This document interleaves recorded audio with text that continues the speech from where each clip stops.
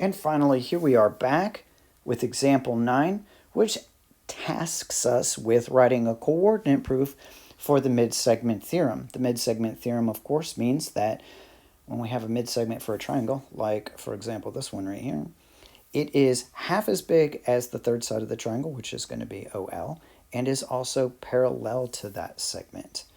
And before we get started on our proof, we need to assign coordinates. Like, for example, point O is obviously at 0, 0. And I might choose something like this, A, 0 for point L. And I can't use the same exact coordinates for W because we want it to represent all triangles and not just a right triangle, an isosceles triangle, or whatever. So B, C should be fine. But remember what we did in that previous example? If we think ahead, like we're going to have to find midpoints. We're going to have to divide by 2. We're going to make our calculations that much easier if we multiply by 2 ahead of time, double all of these coordinates, and then use those ones instead. So the origin, 0, 0 times 2 is still 0, 0. Point L, 2 times A, 0 is going to be 2A, 0. And then for point W should be 2B, 2C, like you see here. So this is the final form for the picture that we're going to use for our mid-segment theorem proof. Okay. Scroll down a piece, and there I have my picture, and I'll label this. This is proof of the mid-segment theorem. All right, given statement, a proof statement. So I am given, I think a given was already given to me, that MS is a midsegment of triangle OWL. Segment MS is a midsegment of triangle OWL. All right, and now we want to prove 2 things. Let's copy the same order here. Parallel. MS is parallel to OL, and MS equals 1/2 of OL. All right, as we talked about prior to this, we're going to do the first part with slope. And then instead of using the distance formula on MS and OL, look, we've made these super convenient. They are horizontal. And when segments are perfectly horizontal, you don't have to use the distance formula. It's kind of overkill. Instead, we're going to use the Ruler Postulate. Boop, as you'll see. Okay, so we need to assign coordinates. Well, we have them in the picture, but we're going to put it in the body of our proof by saying something like this. Let triangle OWL, what is that? WL have vertices at O is at the origin. Oops. W is at 2B, 2C, and L 2A, 0. All right.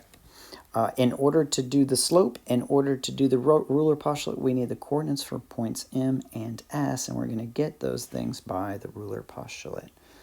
You know what? I was just thinking that what I should do here, just to match the picture up a little bit, is maybe change this stuff to orange. Oh, yeah, that looks real good together. Okay, yeah, so that's what we're going to do.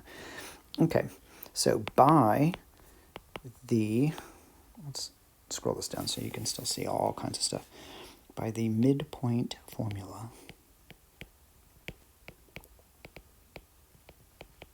comma, and then highlight it in orange because why not?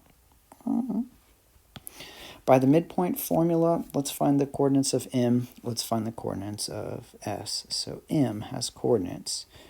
We'd have 2B plus 0 over 2. And we'd have 2C plus 0 also over 2.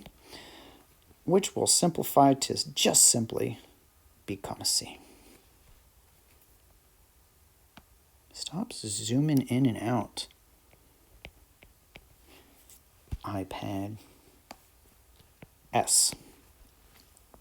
S will have 2b plus, no, I'm going to put this in the other order because I like the alphabet to go in order. 2a plus 2b over 2, and then we have ourselves 0 in the same order. 0 plus 2c over 2.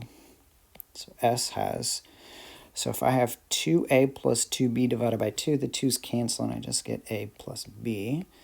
And then 2c divided by 2 gives me comma c. All right, so I've gotten the coordinates for each one of those.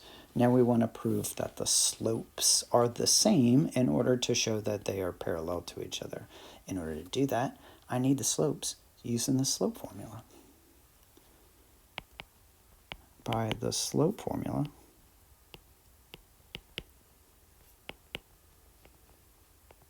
I think you know what I'm about to do here. Whoop. So we've got two slopes to find. Let's find MS first. We got the coordinates right here, real easy to see. So I'm going to go C minus C over, and now let's keep it in the same order. A plus B minus B. And then simplify. C minus C is 0. A plus B minus B is A. And that will simplify down to 0 as long as A is not 0. Let's go back to that picture. If A was equal to 0, though, we wouldn't even have a triangle because this point would be exactly on top of that point, no triangle. All right, so that's an okay thing to happen. And now let's also find the slope of OL.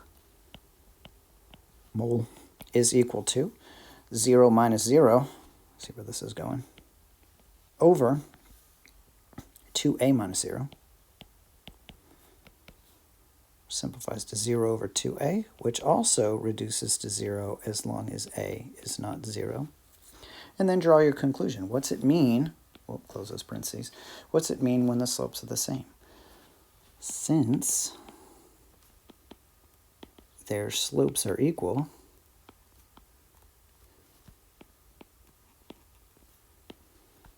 MS is parallel to OL. And then maybe I just move this around so it looks a little bit more centered there. Yep, that looks good. And then I got enough room to do my last little bit here. And okay, so that proves this part. Now we just need to prove that MS is half of OL. And like I said, we're going to use the Ruler Postulate. The Ruler Postulate just says, in order to find the length of a segment, you just subtract the two coordinates, and then you take the absolute value just to ensure that it's positive. Okay. By the Ruler Postulate,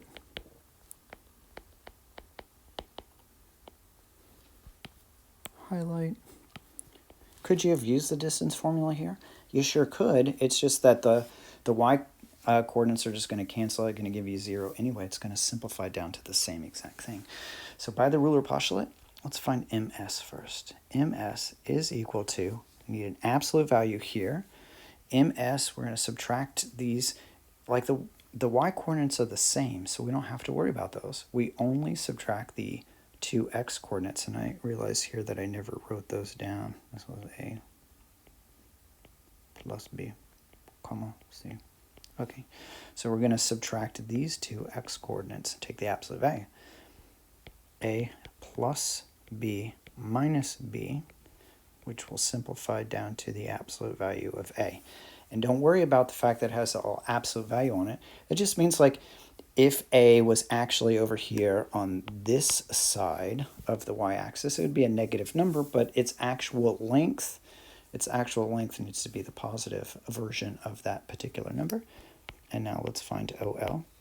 OL, absolute value of, I'll subtract these two this time, just the x coordinates because the y coordinates are the same, it's horizontal. We showed that back up here in the slope part.